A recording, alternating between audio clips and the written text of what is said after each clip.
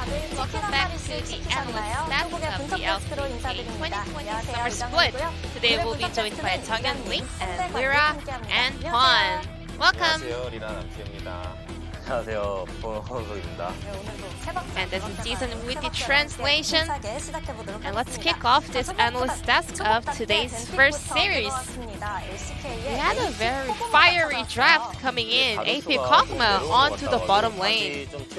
Varus seemed like a little bit down on the tier list, but we found out that it is still a very strong pick. KT picked Kog'Maw into the Varus pick, however, that was not as strong as we all expected. Varus had a lot of life still, so he was actually really sustained up against Kog'Maw's poke damage.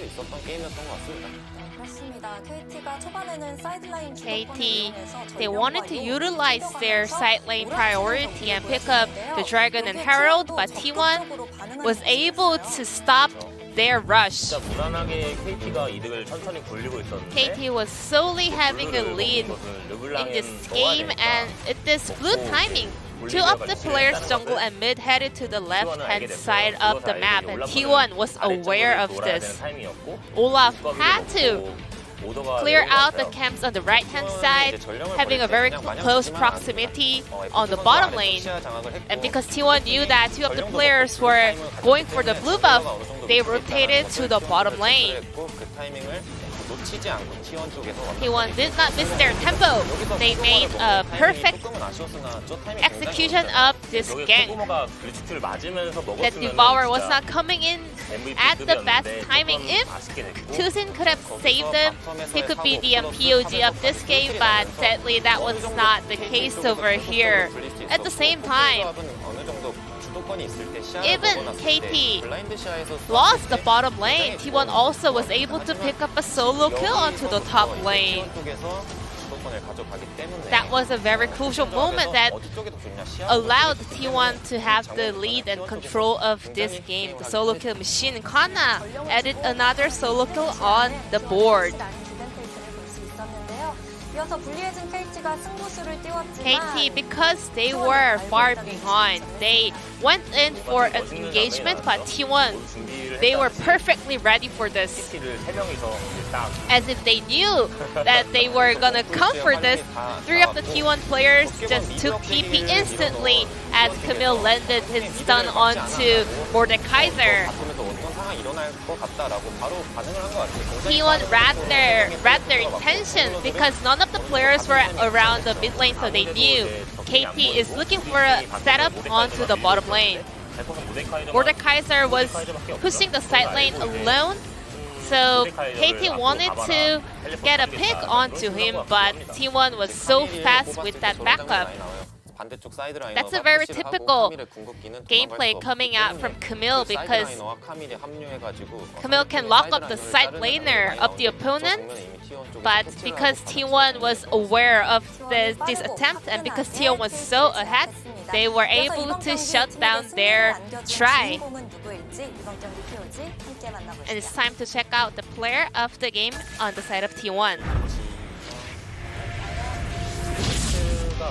It's effort on Blitzcrank, or rather the claw machine, according to the players right check in the end. Effort tends to pick Blitzcrank into top 10, which kind of requires a lot of mind game, but effort always wins this mind game. I think both of the bottom duos were doing a great work in game number 1. In addition to that, his utilization on the Unsealed spellbook was on point as well. It seems like he never missed his skill shot over here, and it is also really important to save and hold up some of the critical skills until it is really important to pick it, and especially he was really smart using his ultimate to neutralize the shield coming in from Tom Kent and other players on the side of KT Rolster. T1 secured a game with victories in this telecom war, and 여보세요? She's got a call from Suncaster. I guess game number 2 is ready to go, so let's hand it over to our casters. Thank you. Thank you, T-Sun, as always, for the translation of the analyst desk. As Sunke did receive the call. Says he's doing just fine over there on the desk, and Smeb is coming in for the top lane. This is kind of interesting. We saw Smeb was playing a lot of support before, but they're going to put him up into top here. Well, I'm really not sure what this will end up changing, as the draft wasn't the issue, and the gameplay that happened across the entire game is not going to be able to be influenced by one player, especially not a top laner. You know, top lane does not influence the map all that much, so... Yeah, about 2.4% or so. Yeah. Repeating, of course. Yeah. How that goes. Uh-huh. So, we'll see. Yeah. Tucson is going to retain his spot. Kind of got straight up outplayed by Effort there in the support role. And we'll have to wait and see if this time around, Aiming and his team can do a little bit better up against T1. Because again, in game 1, nothing really happened. It was just the slow and steady suffocation by T1 that we've come to know. And we'll see what happens here in this draft phase. Karma getting banned away on blue side by T1. As Senna now is going to bite the dust as well. Obviously, KT were able to utilize Senna in the past, but we'll see what else ends up happening. Kalista banned away. This is very fast, ban picks. Bard getting banned away. And I wonder if this means that T1 is thinking about just slamming Aphelios B1. I think that's something that KT have to consider, especially with Ezreal available. They're just going to take away Azir and say, if you want to go Aphelios, we'll take Ezreal. And I think that T1 could also consider picking Ezreal here. Both 80 carries, very good at the pick, but instead it's all about the bear. Big priority on Mr. Bear here. KT now could just go Ezreal X. That would be pretty fine. Yeah, Set is also available from game 1 that was banned out, so... You ready for Ezreal Set? Yeah, I'm ready. You ready for it? Here we go. Oh, actually, it could be Trapdoll. Trapdoll, yeah. Coming in here. Okay. Along with Trap-a-Bear. On the side of T1. Yeah. Trundle has been having, it feels like he's having a little bit better of a time this week, although it doesn't seem to be the best pick, which is part of the reason why we call him Trapdoll. But looks like he does want to go into that Volibear in the jungle. Let's see what they pick. It will be Aphelios. Well, Aphelios into Ezreal. Now, Trundle is very bad into Aphelios, so we'll see what other options KT can draft to try to hold him down. If they draft into him, not going to make it, Valvis. Yeah, I mean, Trundle against Aphelios is basically a pillar bot. Yeah. It's like your only job is to put pillars on Aphelios so that maybe you can poke him before the fight starts, which is not, it's not much of a champion when you think about it. And certainly has trouble getting on top of Aphelios. Braum is going to be picked here. I mean, we had a bit of non-action in game number 1, but how about game number 2 here? Braum looking to shut that down.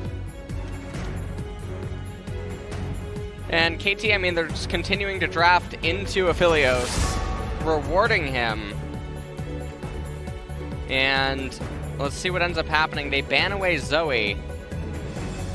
Now, it's surprising because R4 Zoe, you would at least get Ezreal Zoe, which the combo of them both is actually good against Aphelios. Yeah, with Pillar Bot with Pillar Bot. and Shield Bot. So, I mean, That would be one way to try to pivot away. I mean, they can obviously they could go for Orianna on R4 as well and retain the counterpick top lane. Orianna is very good against him as well. The whole thing is that the draft immediately just becomes about intentionally drafting things he does not like, does not enjoy. All that you have to do at that point, and you will more often than not secure a very big edge, even though you've already been poisoned a little bit by Traptal. Set now getting picked up. I guess giving credit for T1 to pick it top lane, but again, you have counterpick top lane, so why are you afraid of Set? and Kennen has been a menace, but then they go ahead and pick Sylas, which is usually nowadays we're only seeing Sylas into the Kennen, and that was pretty much auto-selected. Like, they did not wait they didn't waste any time. They picked it up right away, and I suppose it can be flexed between mid and top. We'll have to see what T1 wants to try to pick for their solo lanes, as Jace is going to be picked up. I suppose you could still see Volibear top, but we will get to see who's going to be picking up that bear here on the final pick.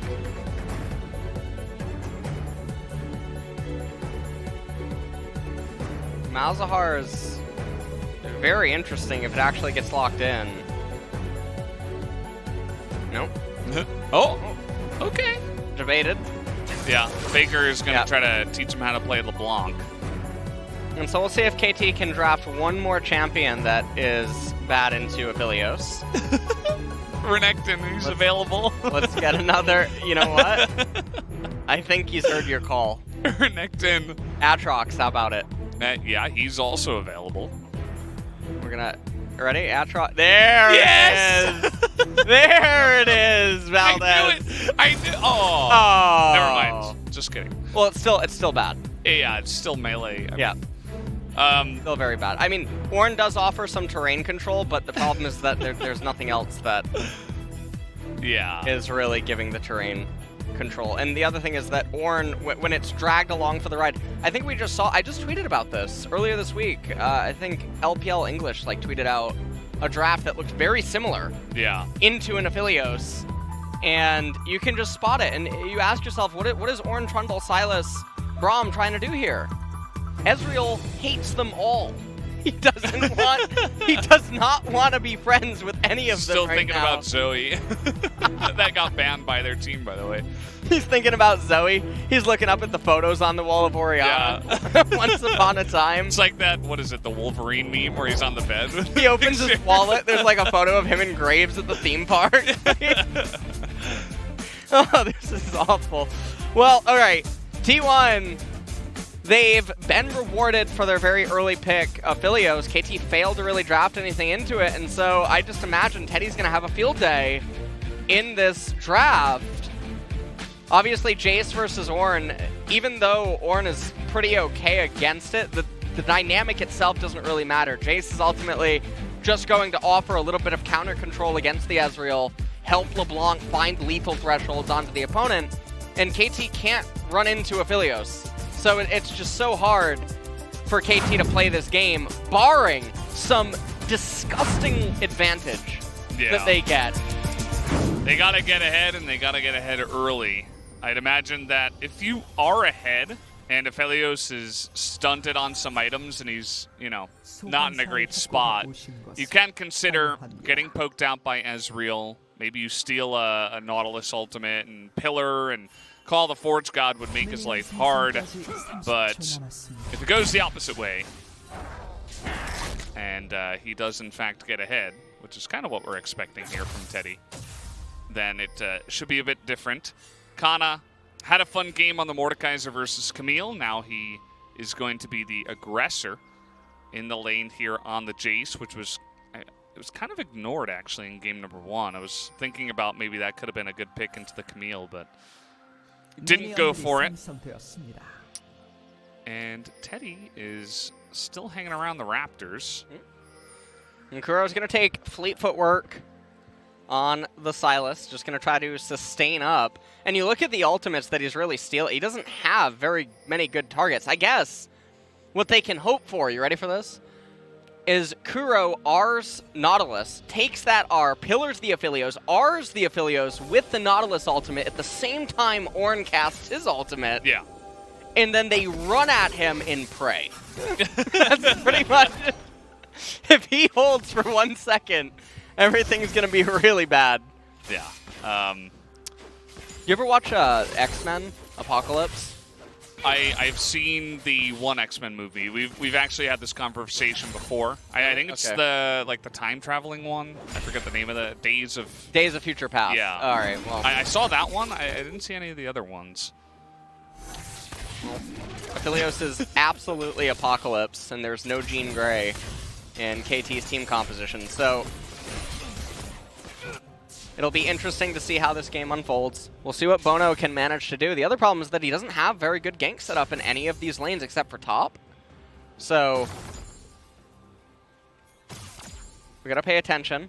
Yeah. Taking a look at some of the win rates here from LeBlanc. You guys remember earlier it was 26-6 for Kuro on the LeBlanc. Here it is 22-4 for Faker.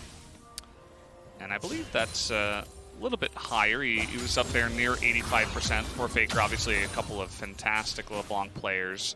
Although Kuro never really had a chance to do anything in game number 1. So they're just going to try to dive the Sylas here, but Trundle is in position. What? Is just, okay, he's just going to die. All right. LS is going to have a migraine. Yeah, that was very risky. As long as Trundle is nearby at all, the Sylas should be fine. So They can never kill Sylas, ever. Yeah. There's no world where they kill him. I don't know. Yeah, I mean, even without the Trundle. Yeah, Sylas was full HP, has Flash. He's going to get a Fleet Footwork proc during the whole thing. He has Kingslayer. It doesn't matter about the Ignite. Yeah. It's not like Volibear has Aftershock or anything like that, you know? Something that would be a little bit better at diving. He's got Press the Attack. That was very strange, to say the least. We'll have to hope that doesn't happen again. I think at the very best, if Kuro misplays it miserably, it's a 1-for-1. And it has to be really miserable. Yeah, and there was a wave coming in, so maybe you can say, you know, We'll praying see the if replay. Trundle's not yeah, there. So LeBlanc let's now. take a look at this. So there's never 아, a 좋다, way. 이거 좋다. 잡았어. Now also, there's no reason for Trundle to flash. You can even see it. I mean, 메모리했다. Bono's he's griefing the Sylas by flashing. Because the gold should just go over to Sylas in this lane so that he can get ahead of the LeBlanc, get to the Null Magic Mantle, start moving towards his next item. Trundle, if he accelerates in this game, it doesn't really change the dynamic for any of his ganks. It doesn't alter too much. And so just a very needlessly blown flash. Yeah, well, you see that a little bit where players are just, they want to make 100% sure, but as you're saying, I mean, you're taking a bit away from the Sylas at the same time. As bottom lane is kind of, you know, Teddy has been pushing in pretty well with the Infernum here, but he is still behind on CS. Whereas we also took a look at the top lane, and Smeb was struggling just a little bit. And not too much really happening. Remember, Aiming does have the teleport available. So we'll see what ends up going on here. Kana just trying to get chip damage onto this plate. Actually can't see what Ornn's maxing. Really good combo out by Smeb. Yeah. Let's see if he actually builds the Bramble Vest first item. It should just be the first item of choice. If I see a Bommies, we're going to have to call Atlas. Let's get Wadid over here. Yeah, we'll pull him in immediately. Yeah. Bono is going to start up the Ocean Dragon. Yeah, and KT are going to take this without much of a hitch. You don't see that T1 is really looking at getting over there. And, yeah, I mean, they're able to pick up that first Ocean. You can see that KT picked up the first blood from the botched dive from T1. And so they have garnered a little bit of a lead here in this game. Because struggling, he's just kind of, you know, clearing out his jungle after that failed gank. And Smeb doesn't really have anything to do right now on Ornn. He could just go over and he could start. Let's see, he's building right now. Should be okay. I mean, that's fine. Chain Vest. So it's not going to be the Bramble. But nonetheless, it looks like he's just going to go straight into Sunfire. But he's building in a way that allows him to still retain control of the lane. Yeah. And get a lot of value. The control ward. So if you're a top lane player and you're watching this, yes, Smeb did place the control ward down, but when your intention is to freeze and pull the wave, and you know that you're not ever going to be moving out of this pocket, you should never place the control ward down. I think a lot of people, when they play solo queue, they make that mistake. They just place it instinctively. You have to really think about what you're doing and what you're going to do 30 seconds from then, because if you just place the ward and then the wave's coming into you, it doesn't grant you anything. It ends up dying. You make a donation. Yeah. Over to the enemy team, so. Yeah, always be thinking ahead, and always think about your item choices as well. Sometimes we see a lot of players, they play thousands of games. A lot of it just comes to them like they're going through the motions. And Bono here is going to be on a ward. He's going to try to get some pressure relief up on the top side. Smeb doesn't currently have TP. So the thing going on here that's really weird is you'll notice that all of Bono's camps are up. His top laner is fine. His mid laner is fine. His bot lane is fine. No ganks exist currently at this point in time unless T1 makes a mistake. Bono is just sinning every single day of the week right now. He is in the 8th layer of hell, headed straight down to the bottom right now. Hell yeah. Yeah, he is. Look at him. He could just be... I just don't know what we're really going on here. This is very, very, very high variance gameplay. Yeah, and this time, you know, you mentioned high variance. This time, it looks okay because he's able to get the jump onto the enemy jungler and get started on this very early Rift Herald. But a lot of the time, you're going to be punished for the risk that you do take. And so this time around, though, Bono is going to be able to pick this up. It looks like he wants to run towards mid. And now Smeb is just going to go for the knock up here. And Kana just able to hit him away and dance in front of him. Sure. And so now there's no charge for Smeb. He's in a little bit of a strange spot, but he should be fine with Flash. And so it looks like they want to try to kill Smeb here. Now, he's pooling a lot of gold. I don't know why he's not building behind the turret as he's waiting for the wave. Because he has so much gold. He has biscuits. He's going to eat that biscuit right now. Getting as much HP as he can. They're just going to jump on him, and he actually survives for an incredible amount of time, and that's going to be 2 kills. Both of them going to Smeb. As once again, kind of a botched dive here from T1. You can see that Kuro is able to eat up all of that CS. There's not going to be too much left, or missed rather, here in the mid lane, as Bono's going to be able to pick up all that XP at least. And once again, KT able to respond in kind. Well, we'll see a replay when that ends up happening. KT really botching that. Or T1 really botching that against Smeb. Who, now, I mean, the lane is just going to swing. It's going to be a little bit rough for Jace. We're going to take a look at it one more time. And you can see Volibear, he has the R. And... Why didn't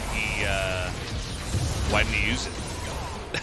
I'm really not I don't know what's going on with Cousin the second game. Even the observer points it out. Yeah, watch this. At that point, you don't really need E. You don't need W. That was close. Yeah. Faker tried to get the chain. We'll take a look at it one more time. 이러면 탑 다이브 하면 볼만도 하겠다. They're going to try to go for a top dive. 눈치 보고 And you can 봐주라. see he has 900 gold, so just run behind the turret. If you think that you're going to get dived, build an item. Why are you dancing? It's like he 근데 knew 쟤 it was 궁 coming, 있어? but he didn't do anything about He's it. 탑 saying 왔다? that he 탑 knows. 봐줄래? Yeah. And he says they can turn it Volibear. around, too. I mean, if Volibear ults, they 나이스! can't. And then he builds after. So yeah, the gold. Well, either way, KT going to be really happy about that. They are actually going to demolish the bottom turret. The Rift Herald was used down there by the Trundle. And they're going to roll that into Mountain Drake at the same time. So Bono trying to exert a lot of pressure down there. And they will be able to pick this one up. It is going to be Infernal Soul on the map this time around, as and now the Silas is in a little bit of trouble. What? Just going to get flashed. Are you doing? What? We're very unhappy on the LS here on the desk. Yeah. Silas with his flash up. Easily able to avoid that play. As Cuz does look a little bit lost here on the Volibear.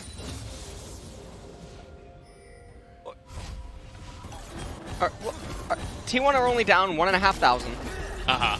4 minutes until the Infernal is going to come up. There's still the question of the Aphelios once it ends up going there. So even though Volibear is trying to scuttle the ship, T1 are still heading towards it. It's like they went to Skull Island. They pick up King Kong, and like, the boat just can't quite support it. Oh, man. Immediately topples over. Yeah, the Volibear is doing 0 here in this game. And it's definitely unfortunate. I mean, because he looked okay in game 1. Maybe the blushes were spared there because there really wasn't much happening, but Cuz definitely does look lost today. Faker, at the same time, you know, they've got the Aphelios. Faker is going pretty even here in the mid lane outside of that dive. That did happen. So him on the LeBlanc is always going to be scary here as the game comes along. And, well, Kuro steals away the LeBlanc ultimate. I mean, as it currently stands, it's looking okay for KT, but third dragon is going to be the real question. LeBlanc should have her first item by then, Silas as well. Kuro is a little bit all over the place with his itemization. We'll see what he actually elects for first. Should be the Proto Belt, just for the utility and making sure that he can have it available by that dragon fight. And Jace continuing on into the lethality build path. We'll see what happens and unfolds. We have 2.5 minutes until it does. Aphelios should reach that Infinity Edge. I'm curious, will aiming actually go for the Iceborne Gauntlet? I think if there's a game where you would go Iceborne even though all of your teammates are still dealing magic damage, I think this one is it, because T1 are still so reliant on getting onto you and dealing damage, and it'll help so much against Jace. But yeah, not going to go for that one here.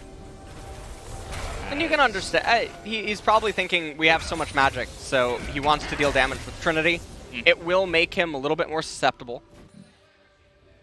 Yeah, I mean, he could definitely get poked down much easier by the lethality Jace in this game with that one, as Kuro is just going to take a little trade here. Not much going on. You can see both teams are trying to angle up towards the second Rift Herald at the moment.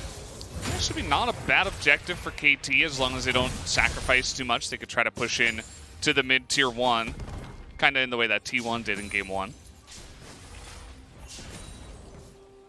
And looks like they're posturing for this Rift Herald. Aiming getting a lot of value up in top lane. Bono is going to pick this one up. Cuz is ahead in EXP. Aiming trying his best. He's actually using his Sheen procs, I think, on the minions, so doesn't quite have the turret. 50 seconds until that Infernal's up. Aiming should be able to raise this turret, shove one more wave, and then still recall, and everything should be fine. Well, this is kind of reaching. They're going to try to get on top of the Silas here, and Effort is going to flash and barely survive.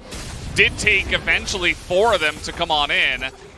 Faker doing a little bit more poke damage, and the Ornn is just too busy down the bottom side, and now he's in a little bit of an awkward spot. Here comes Effort.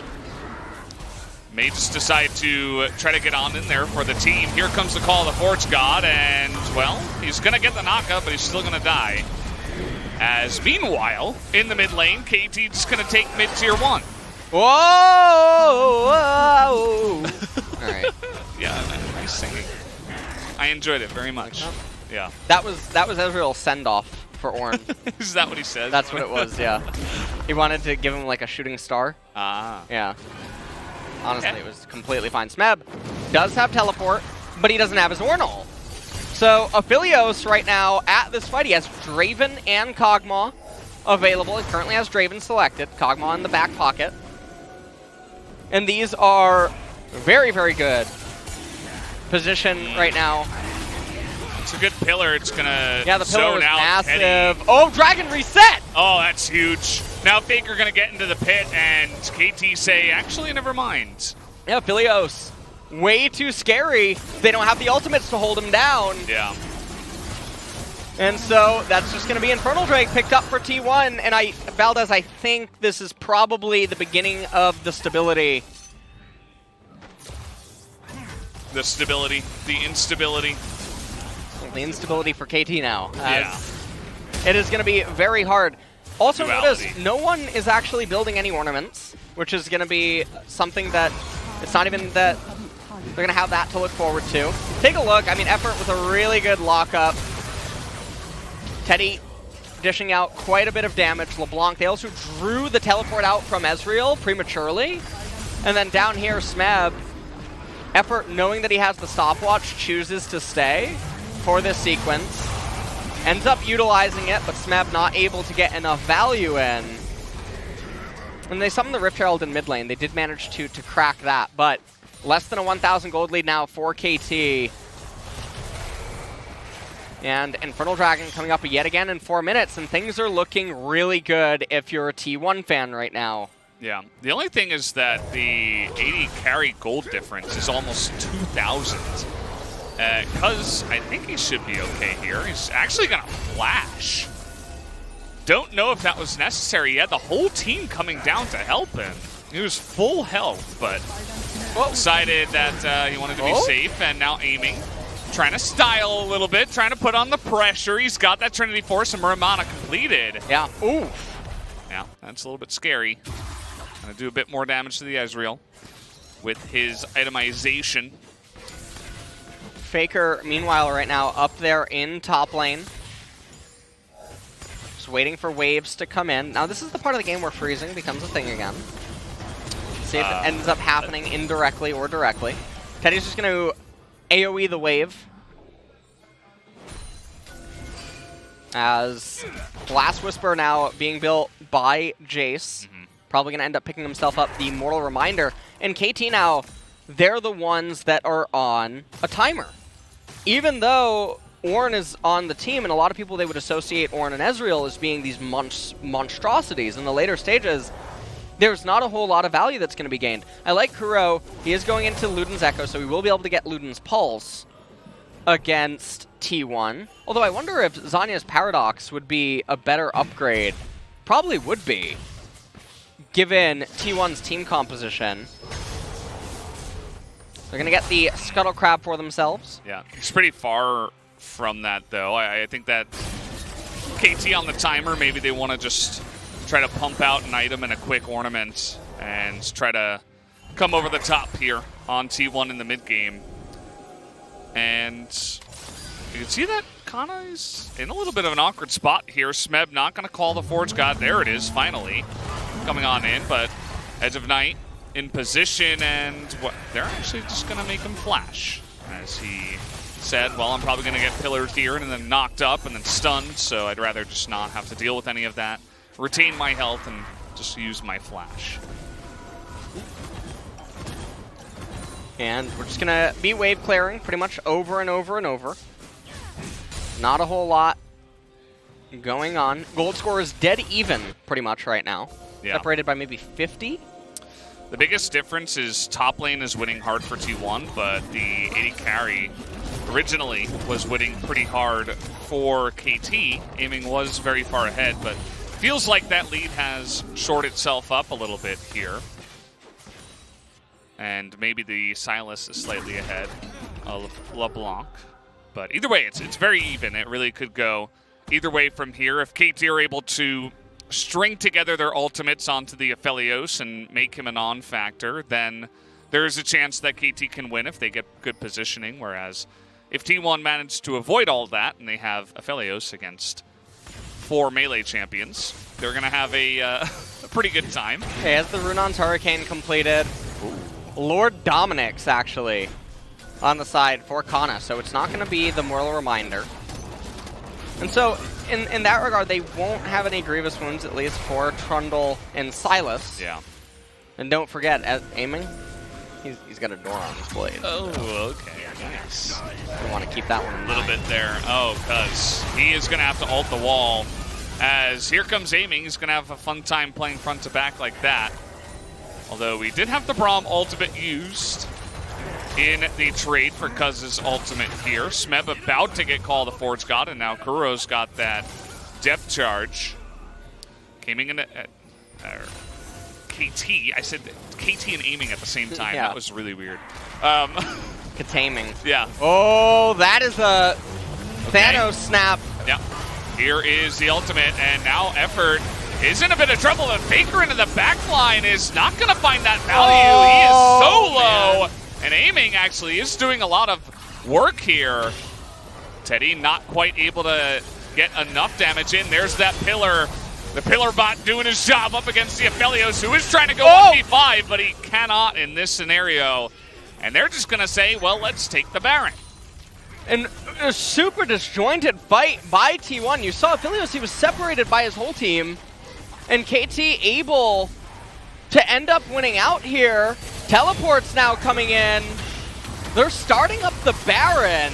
And you can see the ping going down onto the Infernal Dragon. Looks like Faker. Well, they want to actually challenge it here. Yeah, this is... Now, Tucson is low, but everybody else is pretty much full Oh! health. They're going to snipe Tucson, and aiming's going to go down too. At least the Baron goes away at KT, man. but they're going to try to funnel them in here. Cuz? It's 5v3. Cuz trying to find that engage, and now Kana coming in from behind is going to knock Kuro back. Bono should get out alive.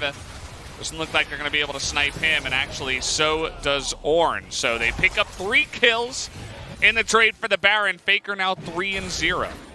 And now, I mean, the Infernal Dragon's going to be picked up as well. This is going to buy T1 a lot more time. Aphelios, he's not at his scariest point yet. When the Death Dance comes online, that's when he's going to be the real raid boss. So, very unfortunate. KT didn't just pick up the Infernal Dragon. They could have brought themselves to Soul Point.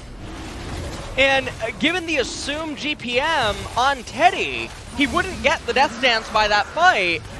It would have been their best opening. So, let's take a look at the team fight here. Cuz, over on the right-hand side, Kana and Faker, no one is there for Teddy, so Aphelios can't enter the fray. Volibear, Olaf cosplay 101.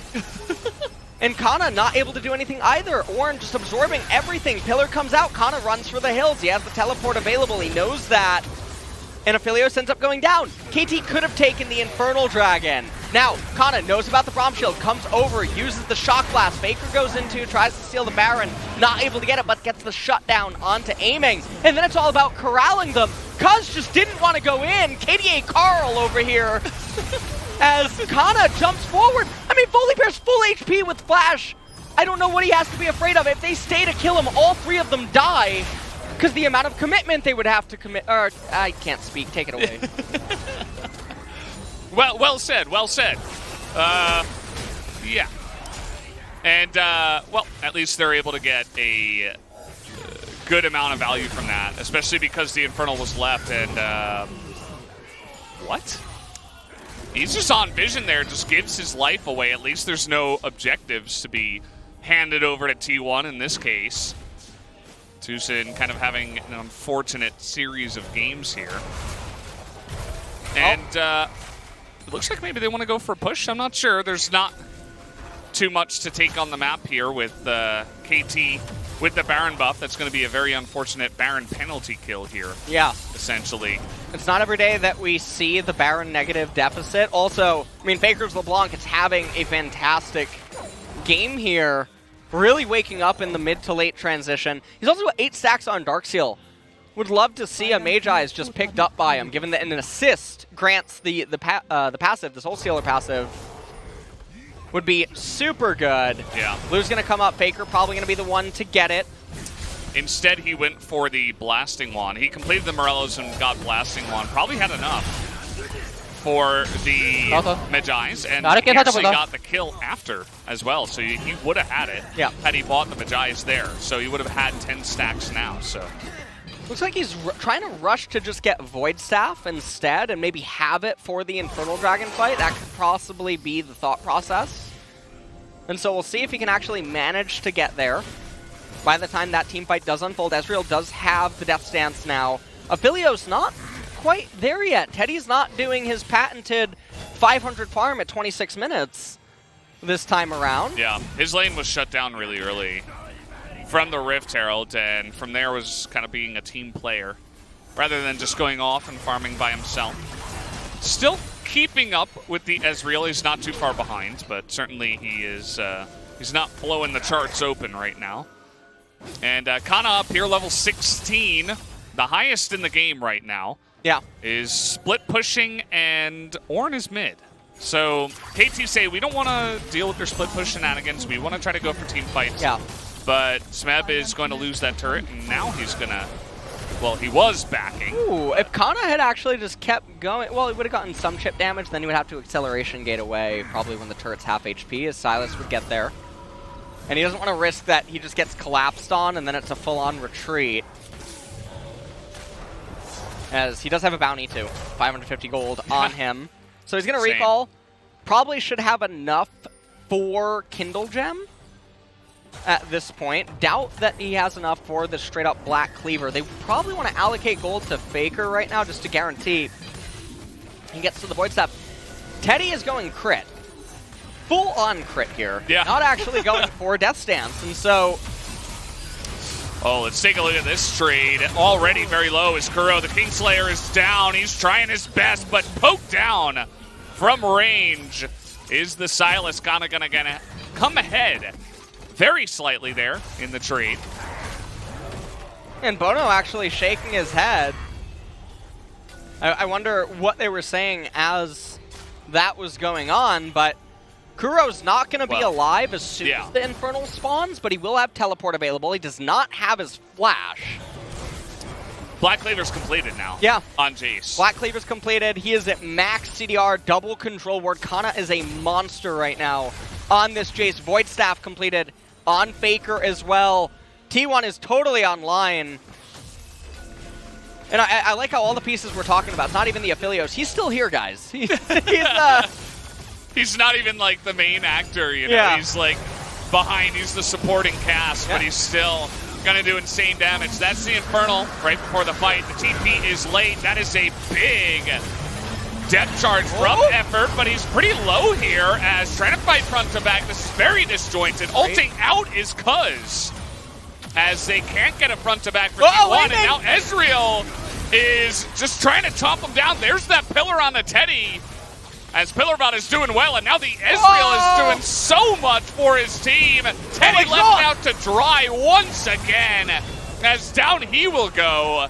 Here comes Kuro on the chase. He's not going to get those chains to land. There are a lot of lanes out of position here, and you can see that Faker is trying to push a third one.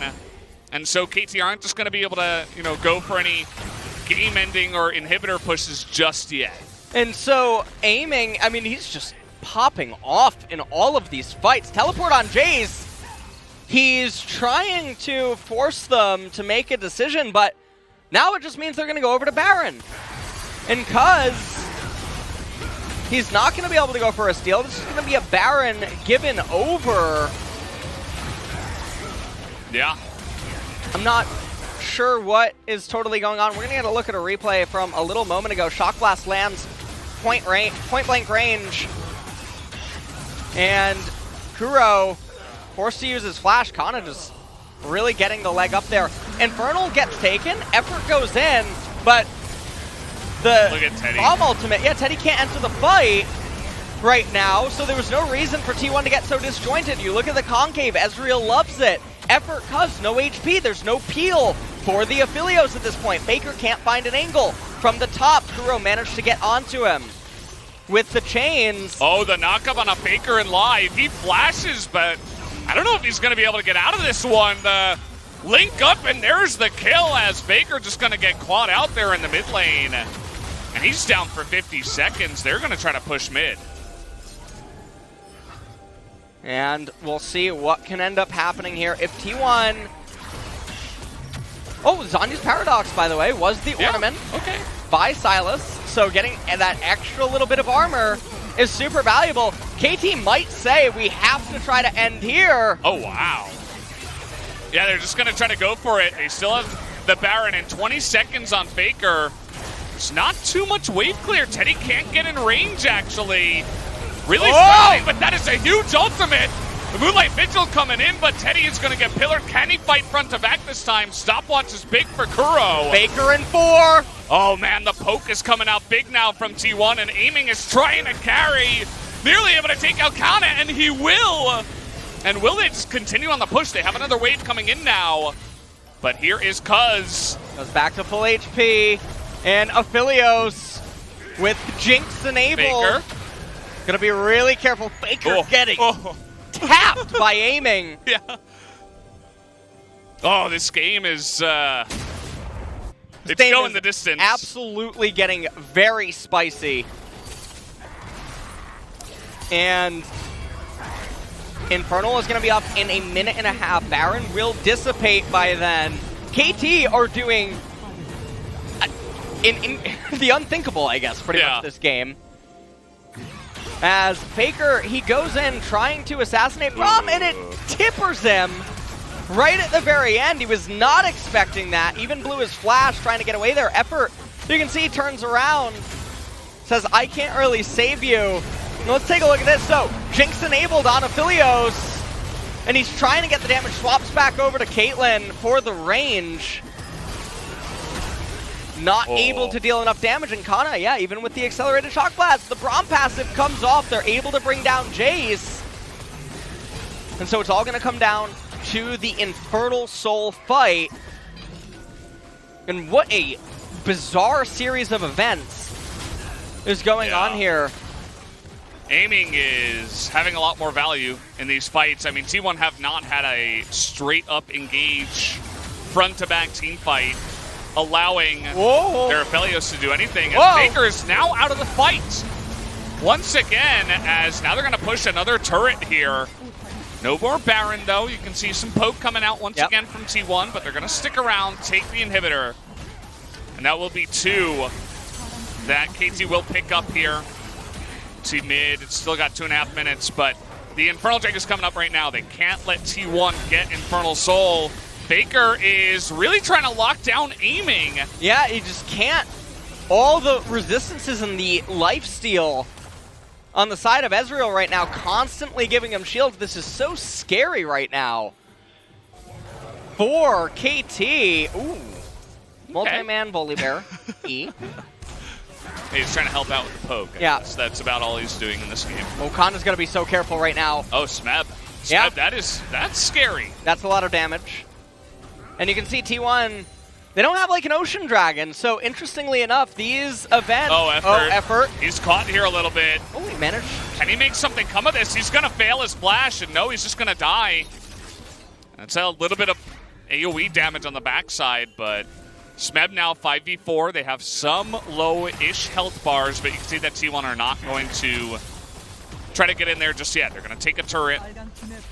And KT. Now, both these teams are going to be on Infernal Soul. Yeah. Which rarely happens here.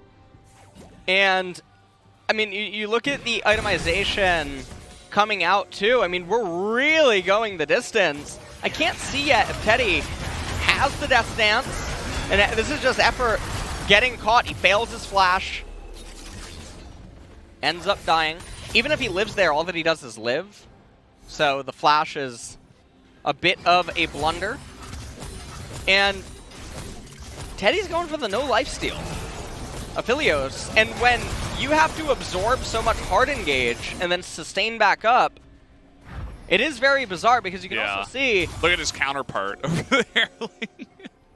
Ezreal's got Death Stance. Guardian Angel Bloodthirster. Yeah, he's trying to just deal a lot of damage. Is pretty much. And yeah, and not die at the same time. Jace has the most damage in the game right now, even more than aiming somehow. Faker desperate to find value on the LeBlanc. And aiming is going to get pretty low. Here comes the engage. Teddy once again out of the fight early, but the rest of his team able to shore that one up. There was no minion wave coming in. And a nice bit of poke on the backside. Lots of pings now onto the Baron as the bottom lane is pushing in. And it's really surprising to me that neither the Nautilus or the Volibear went for a Locket of the Iron Solari against so much Wombo combo engage. Yeah. You get so much value out of the shield, and it's very low econ. Because it's going to go in with an E, it's not going to do anything. Apparently, it's strong enough to knock one up. There you go. That is the cinematic there. Wow. Beautiful. Volibear strong. Yeah. And yeah, T1 are trying to calculate, you know, when are we going to take this last fight? Because they give away Baron again at 37 minutes. They gave away an Infernal, and now double TP. KT don't even want to get to the Infernal Soul fight. They're like, no, we want to push in now and try to win. Yeah, they want to end it while they have the Baron amplified stats as well as the super minions fighting for them as well. That's going to add in a lot of damage value, a lot of buffer. Push coming in now onto mid inhib. Should be easy for KT. Yeah, they're going to go for the triple inhibitor. They get it. Look at this turret. I mean, this is like a paper turret. They can poke it once. Just going to let the cannon do the job. That's a lot of poke, though, and they get the knock-up on an aiming in the back line. Is this T1's chance? That's a nice knock-up from Smeb, though. Oh! Huge Moonlight Vigil with the AoE damage on his back. Nice! T1 might have done it. They're going to turn it around. Aiming is going to go down. Kuro and Bono somehow getting away, and Tucson is going to buy a little bit of time, but now it's 5-on-3 as T1 are just trying to push down mid. And Kana has teleport available. You can see Bono, he turns around to tap the minions. He's trying to hold the Baron buff to make it that much harder, but the death timers are big enough. Aphelios, full HP, has the shield. Kana has TP, but it's 2 super minions per wave right now. Yeah, with Baron. With Baron. So it is really stalling. Smeb is almost up. Volibear, they need to get it in range. You can see they're holding on. I think they're only going to get an inhibitor here. I don't know. Yeah, I think they're... Volibear doesn't have ult. He doesn't have ult. No, they're not going to go for it. There's too much pressure on their base right now. Kana's not able to hold it. And let's take a look at how this happens one more time. Volibear, he summons down the Thunder. Amazing Shock Blast. Aiming tries to go forward. Effort with the R lockdown. Aphelios. Watch this Moonlight Vigil. The Moonlight Vigil with Jinx enabled. Able to dish out so much AoE. Yeah. And Kuro running for his life. That flash. If Kuro goes down, the game probably ends. And so at the end of this, Infernal Soul is going to come up. The bottom inhibitor has respawned though, so it's only going to be 1 super minion per wave. T1 going to be a little bit hard-pressed to shove these minion waves out. Aiming isn't going to have flash available this fight. You look at the summoners on the side of T1, they're going to have a summoner spell advantage in this team fight. Faker trying to get as much damage as he can down early. Look at that. Ignite goes down Kuro. He's like 40% health already. Yeah. That's a nice little poke. Faker trying to do as much as he possibly can here. Top minion wave. Smet aiming has teleport. So... yeah, always got to look. Oh, man. Huh? Faker? Just took it from Teddy. What? He took the red buff from... Why did he take the red buff? I don't know. Okay, well, we got a fight starting up here. Aiming, not having as much freedom, but that is a huge They need skew. to just burst it. They could just burst it. They can just burst it. Burst the Infernal. Burst the Infernal. Get the soul. Yeah, take the fight. they're gonna do it. Take the fight. They take the soul. They're not going to take the fight, They're not gonna take the fight. Teleport available on aiming. Yeah, they don't want to risk it there. They get the soul, and that is massive for this late game. KT just said, no, we're not confident to take the fight. And that was that. Well, They're going to repel these minion waves. I think there's about a minute. Oh, okay. There's actually a lost sight, but there's the Bottom inhibitor left, timer. by the way. Been there for about 3 years now. Lost sight. Coming in handy. So Faker took the red buff away from Teddy, which is it's really big for a team fight like this. Yeah. And you can just see Aphelios has a really good angle, really nice depth charge by Effort. And Kana looking like he wanted a recall because of the minions that have entered the base from the north. Two-Shot Barrage comes out, not able to get the dragon. And that is an Infernal Soul. Triple Infernal Dragon Soul for LeBlanc, Jace, Aphelios. Or Quadra. Yeah. Can't count. 4 in a row. I know, maybe they blur together when there's too many of them too close together. But the amount of damage amp that these guys have, I mean, Teddy, he went for full damage builds. Let's not forget. If he gets a couple of autos down, it doesn't matter how much survivability aiming has. 1 Q, just okay. That's a lot of damage. And that's pretty nice with the Baron fight coming up here for T1. Because still does have his stopwatch available. And this is going to be the do-or-die fight. And I mean, Valdez, in the draft select, never could have imagined the game gets to this point ever in a million years. But that's why it's only been 200. So we'll see what KT can do. It's going to really come down to aiming and what kind of poke he can try to dish out to soften up the T1 members prior to the fight taking place. He sold GA, by the way. Yeah. And he's still on Ionian boots, so he is going for as much power as possible. Yeah. I'm trying to take a look here at some of the other items while we have a little bit of downtime. We'll see what Faker goes into. Probably Zonia's, I'd imagine. I'm just so surprised. I mean, we have Stoneplate on Ornn because we're in LCK, not LEC or LCS, and neither team has Solari, so that is going to be very surprising. This Concave, it was pretty bad for T1 before, but now it's going to be more than fine enough for their champions. Oh, take a look at the damage. I mean, this is that just might be it. He whipped. He missed though. Okay, Tucson gonna get knocked out, but this is totally disjointed. It's 3-2 right now. Smeb is all alone. He's running away. Down goes the support. He had exhaust and flash. Yeah. And just not able to get any value in that team fight. I think the only way that KT can actually win at this point in the game is through some sort of a miracle backdoor. Yeah, the base. A complete for sure. robbery. And that's always the risk. I mean, they have triple TP. They do have triple TP. But there's no wards. I think if... Okay, they're going to try to burst the Baron. If Kuro stole Volibear ult and they all ran at the turret and disable it, yeah, maybe that would be a way?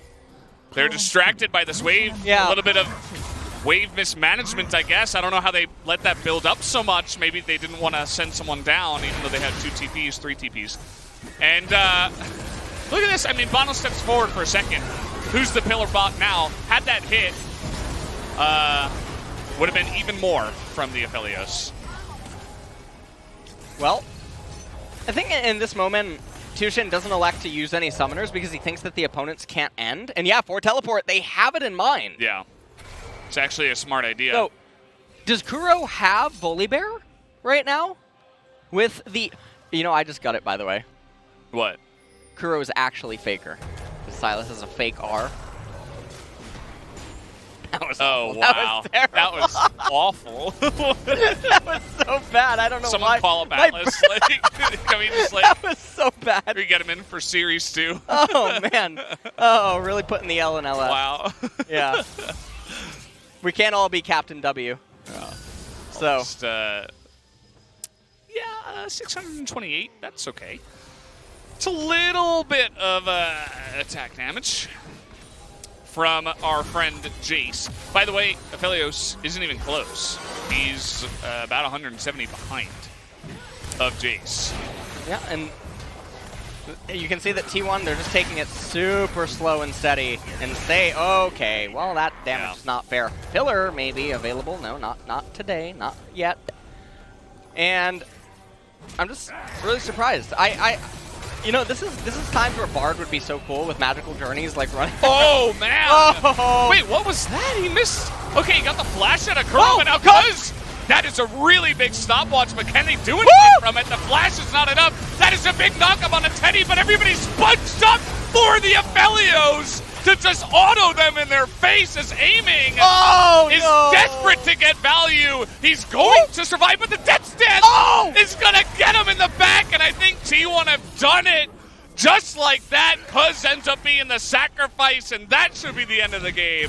And that is going to be it. KT, they tried to overcome everything. They had several points to actually win this game. Yeah.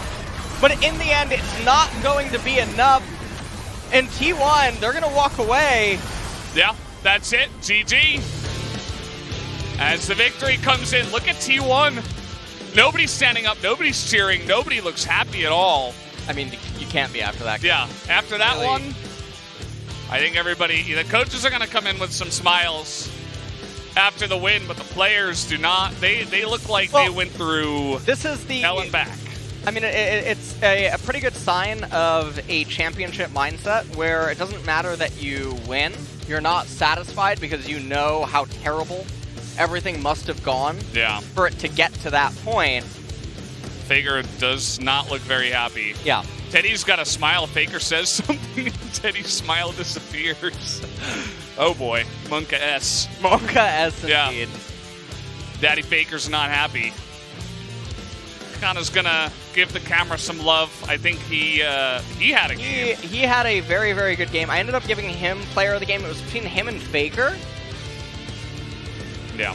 Faker did do a lot towards the end. Mid to late transition, he started really coming online. That was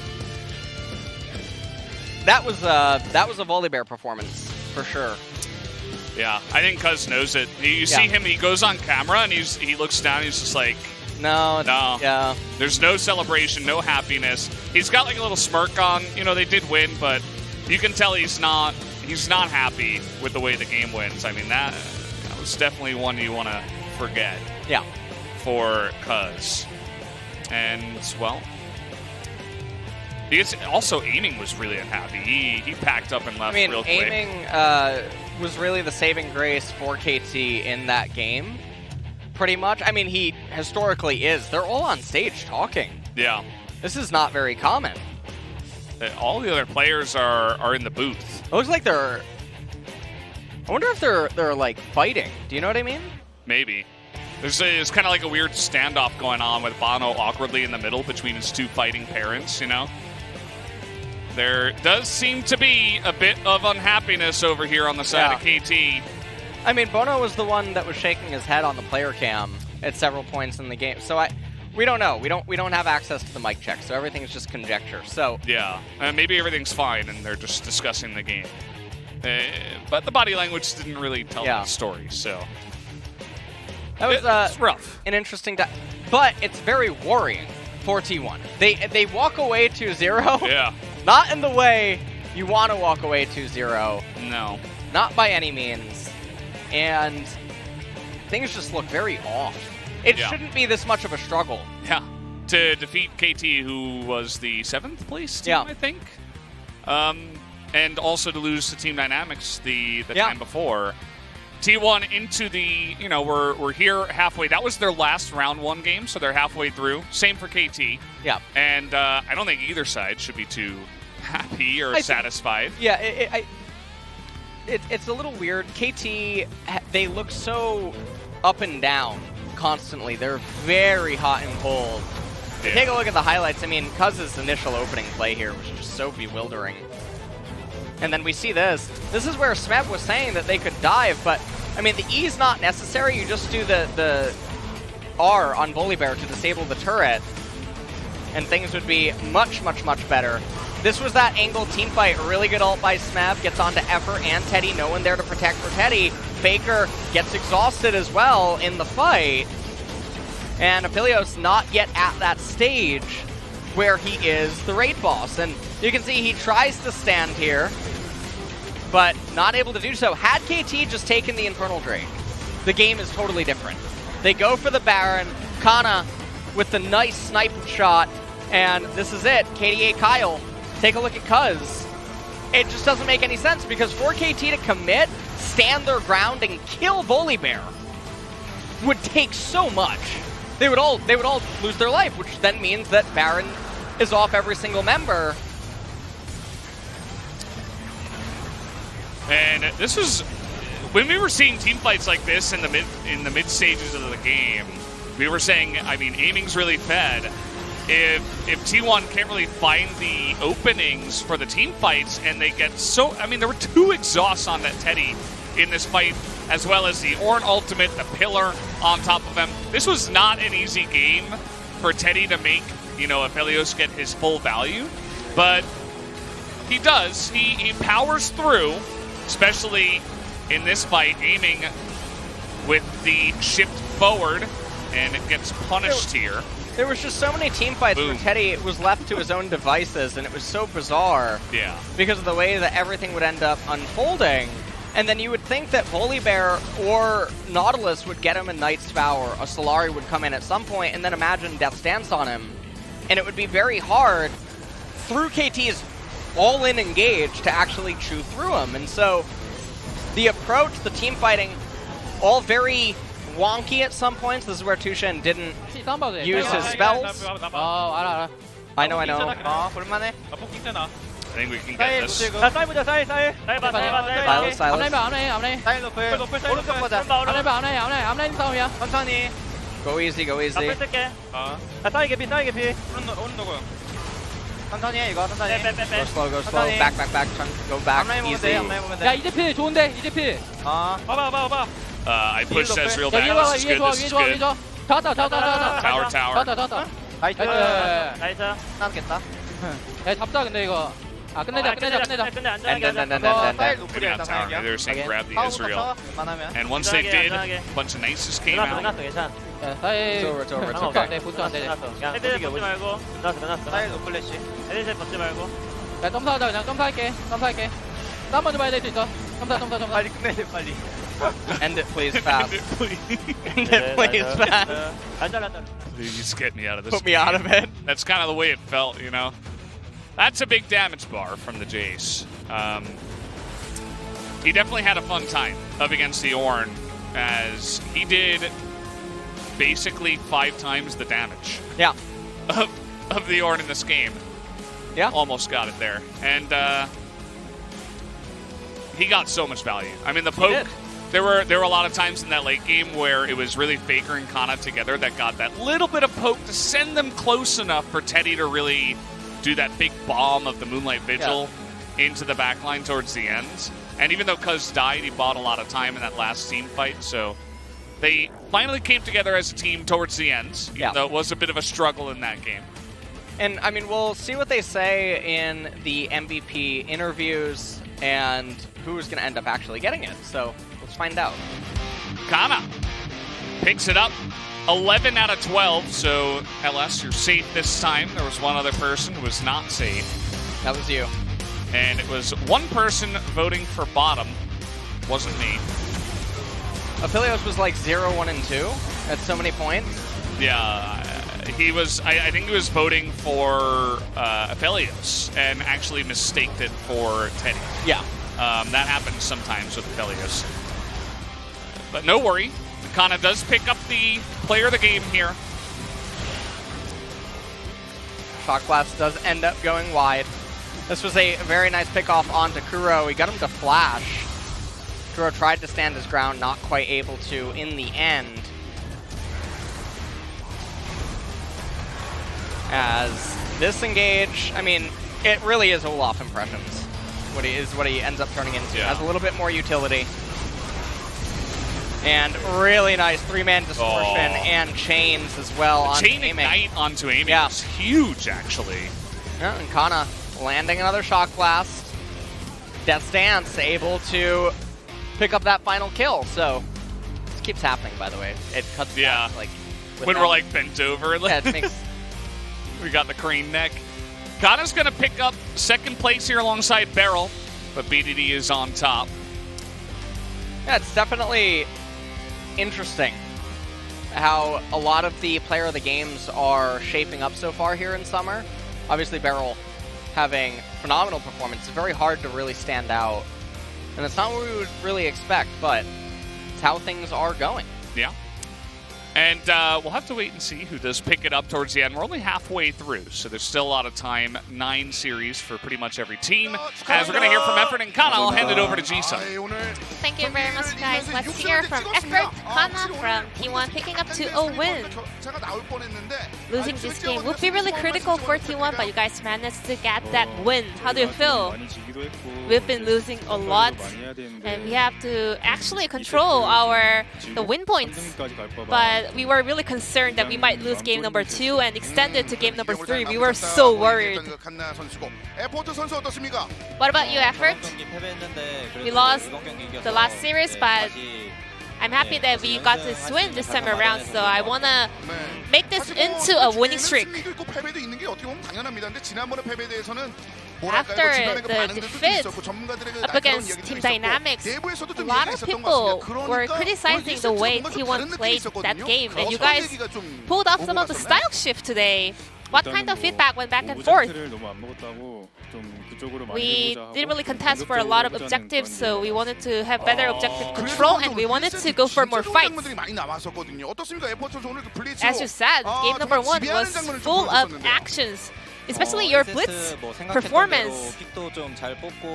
Game number 1, we were able to get the draft we wanted, and we were also able to execute the play and performance that we wanted.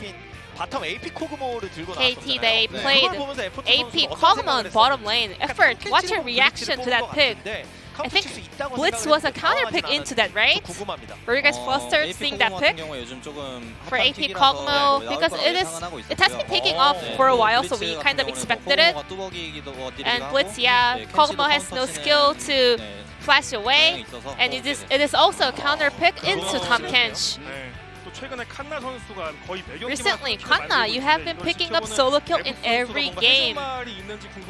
Effort, any word of compliment?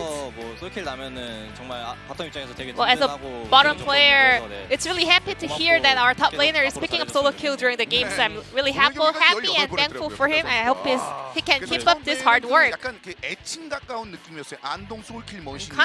DM solo kill machine from Andong. You have 18 solo kills in your pocket so far. How do you like that nickname? Well, I got solo kill in game number 1. But after that game, watching the replay, Effort actually asked me, when did you get the solo kill? I mean, maybe we had an accident happening in the bottom lane, so I couldn't really see that happening at the same time. Kana, were you sad about it? Kind of. Effort. Watch your reply. I will take better care of the top laner from now on. However, game 2 was so close, going back and forth. I mean, a lot of players were doing a great work, but game was not that easy because you had some rough time after failing the early game dive attempts. How did the players deal with that situation? How did the players see the whole situation? Yeah, we failed the early dive tries, but we said we are better and stronger in the late game, and also because I was fed, I thought that I have a lot of responsibility. Because I have to do it, I just played it. I didn't feel too much pressure. You were doing a lot of damage. Yeah, I kind of enjoyed it. As you said, I guess T1 players had this confidence to win the late game, but you guys lost 3 inhibitors, you guys lost one of the Nexus turrets. How did the players read the situation? We thought that we had to defend really well. We knew that it was not going to be that easy, but we pulled it off really well. Effort, especially your ultimate in the mid and late games was so critical and significant, especially locking up the Ezreal with the CC. 계속 르블랑이랑 제이스가 좀 포킹 데미지 넣으면서 LeBlanc and Jace was doing a lot of poke damage, and we wanted to protect our turret, but Israel, he dashed forward, so yeah, I just focused on him using my ultimate, and we were able to pick up a kill onto Ezreal. 남다른 또 힘을 좀 보여주는 에포스 선수가 되겠는데 어떻습니까? 이런 그랩 게이팅의 가능성이 좀 남아 있습니까? 이 노틸러스하고 블리츠 You've been 말고도 doing a lot of work with this hook champions. 상황만 된다면 꺼내 준비하고 있습니다. I'm confident in any kind of champions, and I will play any champions in given situations. 3패로 마무리가 됐습니다. 6-3 is your result for the first round robin. Is that something that you guys expected, or do you guys wanted something higher? A little bit disappointing, to be honest. 위를 봤었는데 네, 맞습니다. Yeah, we were aiming for a higher spot, to be honest. 근데 저희가 좀 At the same time, 뻔한 경기도 이겼던 we 것 같고, also won a 뻔한 lot of 경기도 games 졌다고 that we 생각해서 그냥 almost 뭐 지금에 알맞는 성적이라고 lost, 생각해요. and we also won some games that we were almost so close to losing it. So I think we are on the right spot, to be honest. 뒤집힐 만한 장면들을 좀 만들어주니까 뒤집는 그런 저력을 좀 보여주니까 그래서 드라마와 서사에 대해서 얘기를 하는 것 같은데 T1, 그 서사가 2라운드 you guys are always managing to turning the game around. And your next match will be up against Genji. A big match coming in. What's your mindset for that series? Yeah, watching the Genji series, I think they are playing really aggressively, starting from the early phase, so we have to be ready for it. Kana versus Rascal. How are we going to prepare for that? Genji is a strong team, but we've been taking them down for a long period of time, so I want to repeat this once again. Wrapping up, effort. Would you like to say any message for the T1 fans? With the recent defeat, I know the fans are a little bit let down, but I'm happy that we were able to make it up to our fans with this win. I will do our best to keep this win streak going. Thank you for all your support. This will be the end of the interview with Effort Kanna from T1, and we're going to pass it back to our casters. Thank you. Thank you, Ji-sun, as always, for the wonderful translation of the interview. Good to hear from Kana and Effort. You can see there was a bit of hope. They're like, hey, I mean, we've defeated Genji in the past. We're doing some things well, but there's also a little bit of disappointment as they say, well, we wanted to do a little bit better than 6-3. The teams they lost to were DRX, Dom1, and Team Dynamics. So they have a hard time against the D teams, but we'll have to wait and see how their second round does come along. They're starting off, obviously, with that really difficult matchup against Genji, which we can all be excited for later on in the week. And we take a look at the standings. So T1, they're 6-3 at +6 right now. Obviously, Genji, Dom1, they are tied. Currently, Dom1 has been looking on a tear, only recently having lost the series to DRX. And DRX, they are sitting there at 7-1, but and they have Hanwha Life tomorrow. Yeah, they have Hanwha Life, so it's going to go up to 8-1, most likely, is going to be what happens. Valdez, I do want to point out to you that Chovy's at 500 points. Yeah, there's maybe you can get one tomorrow. We'll have to wait and see. You're going to be casting tomorrow, so you do have an opportunity to vote however your heart desires, LS. And that's it for the first match. We do have Sandbox up against Horewan Prince for our second match today. So that second game was a bit longer, so even though it was a 2-0, we're not going to have this crazy hour-long break. But should be about 45 minutes, I'd imagine. So about 45. You guys can grab some food, maybe play a game of solo queue. True. Yeah. Maybe go pet your cat. I don't know. But we'll see you guys after the break, so stay tuned for the second match of the night.